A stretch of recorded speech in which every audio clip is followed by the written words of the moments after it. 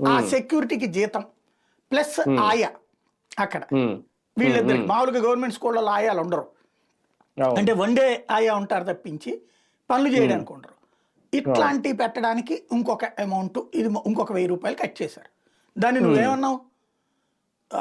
Jagan tax అదన్నావు, J tax అన్నారు దానికి, గుర్తుందా? ఉమ్, ఉమ్, జే ట్యాక్స్ అని రోజు సందు గొందు మాట్లాడుతూనే ఉన్నారు. అవును. దాన్ని చివరి దాకా 5 ఏళ్ళు మాట్లాడుతూనే ఉన్నారు. రెండో ఏడాది అది చేసింది, 3 ఏళ్ళు అదే మొక్క మాట్లాడారు.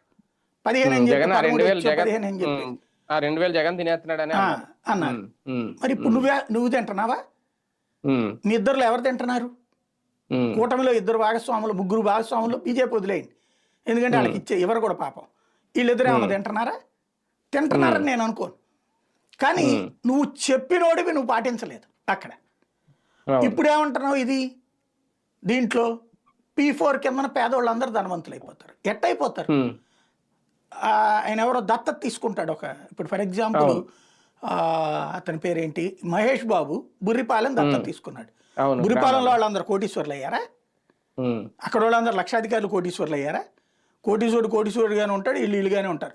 మధ్యలో వైద్య శిబిరం మీద పెట్టిస్తుంటాడు ఆయన పేరుతో, అంతేగా జరిగేది. అంతకుమించి ఊరంతా కోటీశ్వర్లు అయిపోయారా?